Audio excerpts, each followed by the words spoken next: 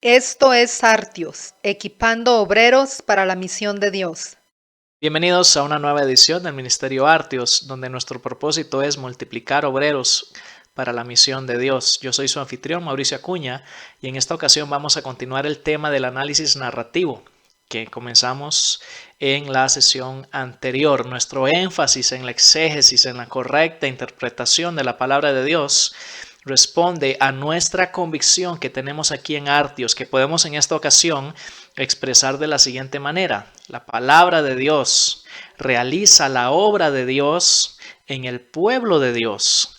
Por eso nosotros como siervos de Dios debemos dedicarnos por encima de todo a interpretar correctamente y exponer fielmente la palabra de Dios, que es la que realiza la obra de Dios en el pueblo de Dios. Permíteme hacer un repaso de los elementos principales del video anterior. Comenzamos a hablar en cuanto a la importancia del contexto literario en la exégesis. ¿Por qué?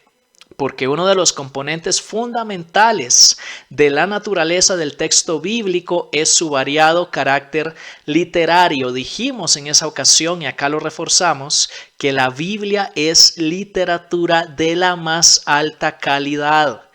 Y hablamos en aquella ocasión de tres elementos principales del contexto literario en exégesis. Primero, los géneros literarios. Segundo, las imágenes literarias. Y tercero, las estructuras literarias. Comenzamos en la sesión anterior a hacer una introducción a los géneros literarios y lo definimos de esta manera. Un género literario es la clase particular de literatura utilizada por el autor bíblico para transmitir su mensaje. E hicimos una lista de los 9 géneros literarios que más aparecen en la palabra de Dios. Hablamos del género histórico narrativo, el genealógico, el legal, el poético, el sapiencial, el profético, el epistolar, el discursivo y el apocalíptico. Si quisieras saber un poco más en cuanto a esto, te invito a que veas el video anterior si todavía no lo has hecho. Ahora, continuando con este repaso de lo que vimos la vez pasada, hicimos también una introducción a lo que llamamos el análisis narrativo, porque si el primer género literario y uno de los que más aparece en la Biblia es precisamente el género histórico o narrativo, esta herramienta del análisis narrativo nos va a permitir interpretar de una mejor manera este género bíblico. ¿Y cómo definimos el análisis narrativo? Dijimos que es el estudio de los componentes principales de las narrativas bíblicas, el cual nos ayuda a interpretar mejor la historia contada. Ahora, el análisis narrativo es un tema muy amplio. Yo te invito a que tú estudies un poco más al respecto, pero en esta ocasión, así como en el video anterior, vamos a reforzar sus 3 aspectos más importantes, que son, primero, el marco de la narración, el inicio y el final del relato de la historia que está siendo contada. En segundo lugar, los personajes, que son los actores del relato y los que muchas veces nos transmiten la enseñanza principal de la narración. Y en tercer lugar, la trama, que sencillamente es el orden de los eventos narrados. El autor nos cuenta una historia en un orden determinado de eventos y eso es precisamente la trama. En el video anterior, que fue un poquito pesado porque estaba muy lleno de teoría, tratamos de aplicar estos 3 componentes del análisis narrativo al estudio del libro de Ruth. Tratamos de aplicarlos al estudio de todo el libro. Ahora, en esta ocasión vamos a volver a aplicar los mismos 3 componentes del marco de la narración, los personajes y la trama a un pasaje particular, en este caso del Nuevo Testamento y específicamente en el Evangelio de Marcos, capítulo 10 y los versículos 46 al 52. Es la famosa escena, la famosa historia del ciego Bartimeo. Marcos 10 del 46 al 52 y primero permítanme leer la historia. Dice así: entonces llegaron a Jericó y cuando salía de Jericó con sus discípulos y una gran multitud, un mendigo ciego llamado Bartimeo, el hijo de Timeo, estaba sentado junto al camino. Y cuando oyó que era Jesús el Nazareno, comenzó a gritar y a decir: Jesús, hijo de David, ten misericordia de mí. Y muchos lo reprendían para que se callara, pero él gritaba mucho más: Hijo de David, ten misericordia de mí. Y Jesús se detuvo y dijo: llámenlo. Y llamaron al ciego diciéndole: anímate, levántate, que te llama. Y arrojando su manto, se levantó de un salto y fue a Jesús. Y dirigiéndose a él, Jesús le dijo: ¿qué deseas que haga por ti? Y el ciego le respondió: Raboní, que recobre la vista. Y Jesús le dijo: vete, tu fe te ha sanado. Y al instante recobró la vista y le seguía por el camino. Es una de mis historias preferidas del Evangelio de Marcos, y de hecho el Evangelio de Marcos es mi libro preferido del Nuevo Testamento, porque sinceramente Marcos era un genio literario. Todo su Evangelio es una joya de la literatura bíblica y de la literatura mundial. Posiblemente algunos de ustedes ya sabían que Marcos fue el primer evangelio que se puso por escrito. No es el primero que aparece en nuestras Biblias, pero muchos estudiosos bíblicos piensan que Marcos fue el primer autor de y el inventor de, por cierto, el género literario evangelio.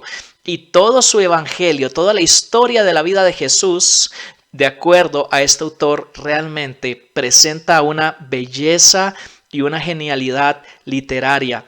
Y por cierto que muchos comentaristas, muchos estudiosos bíblicos concuerdan con esta evaluación del Evangelio de Marcos. Ahora, antes de entrar al análisis narrativo propiamente dicho de la historia de Bartimeo, necesitamos hacer una observación inicial. La historia que nos narra el Evangelio de Marcos en cuanto a Bartimeo y su sanidad es más elaborada que las versiones del Evangelio de Mateo en el capítulo 20, versículos 29 al 34, y en el Evangelio de Lucas, capítulo 18, versículos 35 al 43. La ventaja de tener estos tres evangelios, Mateo, Marcos y Lucas, que llamamos sinópticos, palabra que significa visión conjunta, es que podemos comparar las versiones que cada uno de estos evangelistas nos presentan de varias historias importantes en la vida de Jesús.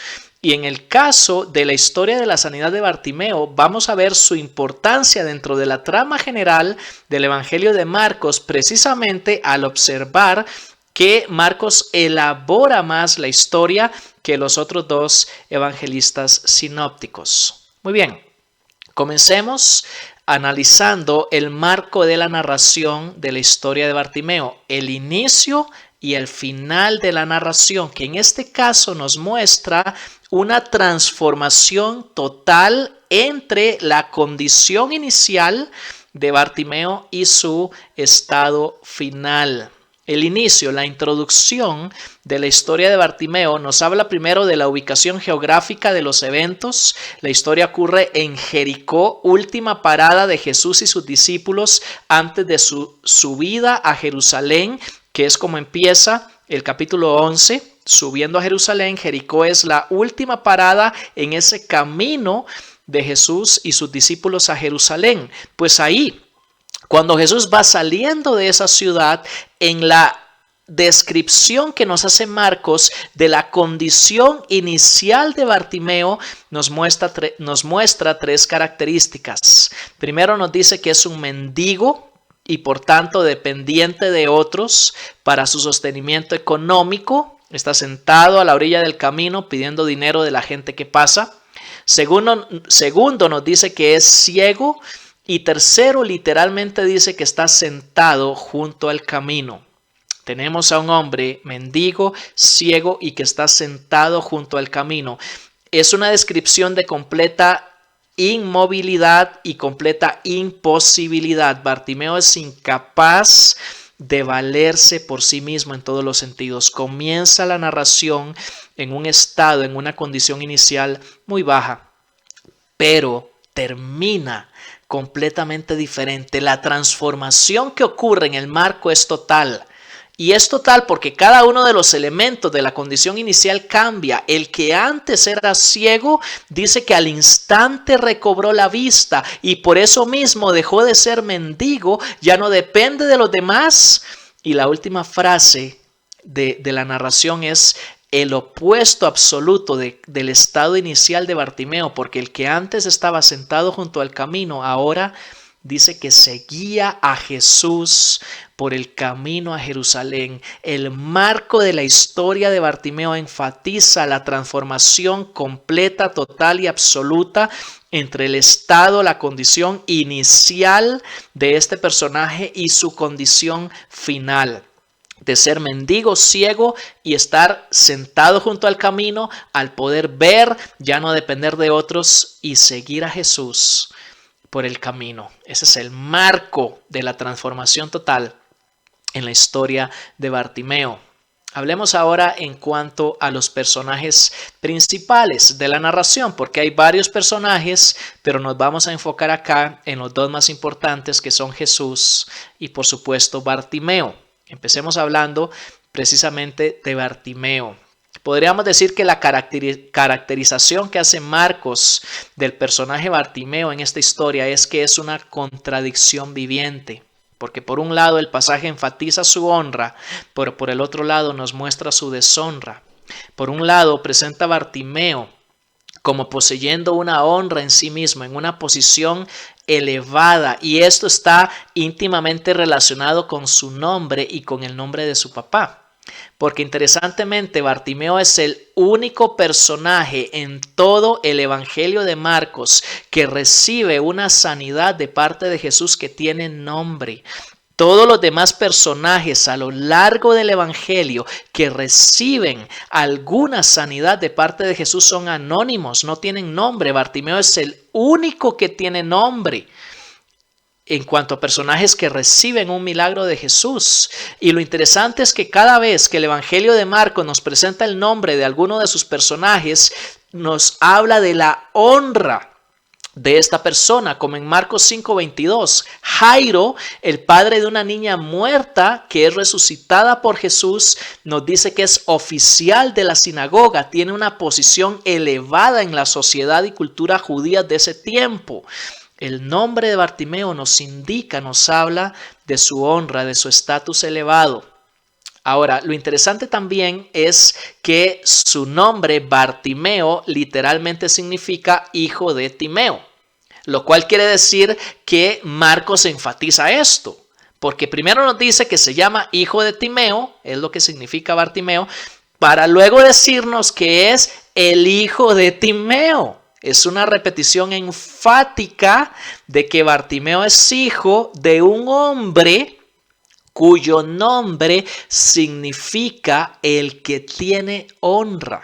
Porque la palabra Timeo proviene de un término griego, timé, que significa precisamente el que tiene honra. Todo esto nos apunta a la honra elevada de Bartimeo. El hecho mismo de que nos diga que es hijo de, apunta a su honra, porque en el contexto de esa narración, por supuesto es importante ver el contexto de toda narración bíblica, nos ayuda a entender que cada vez que se menciona que un personaje es hijo de otro, eso apunta a la honra de esta persona. Como en Marcos 10:35, Jacobo y Juan son hijos de Zebedeo. Como en Marcos 10:45, Jesús es el hijo del hombre. Y ahí mismo en la narración de Bartimeo, Bartimeo clama a Jesús, le llama hijo de David, señalando a la condición honrosa de Jesús. Todo lo relacionado con el nombre de Bartimeo y con el nombre de su papá apunta a la honra de Bartimeo. Sin embargo, el pasaje también enfatiza la deshonra de Bartimeo, su condición baja dentro de esa cultura y sociedad. Ya lo vimos en su condición inicial. El hecho de que él sea un mendigo ciego y que esté sentado a la orilla del camino nos habla de esa deshonra, de esa condición social baja. Más aún, el pasaje lo muestra en el trato que le dan las personas a Bartimeo, porque cuando él comienza a clamar a Jesús pidiendo ayuda, dice que muchos lo reprenden para que se calle, tratándolo con desprecio, deshonrándolo. Aquel que en su nombre tiene honra, en su condición, en su estado social, tiene deshonra. Y entonces el sentido de la narración tiene que ver con una pregunta que surge del personaje Bartimeo, y la pregunta es: ¿dónde encontrará Bartimeo su honra perdida? En algún momento Bartimeo perdió su honra y la historia nos va a ayudar a entender cómo la recuperó. ¿Dónde encontrará Bartimeo su honra perdida? Porque Bartimeo es, por decir así, una contradicción viviente entre su honra y su deshonra. El otro personaje principal de la historia, que es Jesús, él solo tiene honra. Él es el hijo de David, que más adelante en el capítulo 11, versículo 10, cuando Jesús va entrando a Jerusalén y la gente grita Hosana. Bendito el reino de nuestro padre David que viene, nos ayuda a entender que el título Hijo de David se refiere a la honra mesiánica de Jesús. Él es el rey, pero es más que eso, porque más adelante en Marcos 12, 35 al 37, Jesús no es solo el Hijo de David, es el Señor de David. Y precisamente el tema del Evangelio de Marcos es quién es Jesús y qué significa seguirlo. En esta historia, Jesús solo tiene honra, a diferencia de Bartimeo, y es precisamente quien puede regresar a Bartimeo su honra perdida. Y esto es lo que nos va a ayudar a entender la trama, porque el orden de los eventos en la historia de Bartimeo nos habla del proceso para encontrar la honra perdida. Ese proceso de la transformación total entre el estado inicial y la condición final de Bartimeo es el proceso de recuperar la honra que Bartimeo perdió en algún momento. Son 3 escenas las que confluyen, las que conforman la narración de Bartimeo, y cada una de esas 3 escenas tiene que ver con la superación de obstáculos a través de una respuesta apropiada que permite a Bartimeo recuperar su honra perdida. En la primera escena se trata de reconocer quién es Jesús y clamar a Él, y en este caso de superar el obstáculo de los oponentes que tratan de impedir que Bartimeo clame a Jesús. En la segunda escena, cuando Jesús se para y manda llamar a Bartimeo, se trata de acudir al llamado de Jesús y en este caso de superar el obstáculo de la propia honra. Porque en un detalle muy interesante de esa narración, el pasaje dice que cuando Bartimeo se levanta para ir al encuentro de Jesús, arroja su manto antes de ir a Jesús.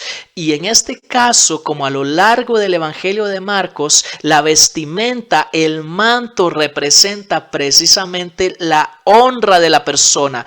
Cada vez que Marcos caracteriza a un personaje describiéndonos su ropaje, apunta a su honra o a su deshonra. Como en Marcos 9:3, en la escena de la transfiguración de Jesús, la honra, la gloria de Jesús se muestra en el hecho de que sus vestiduras brillan.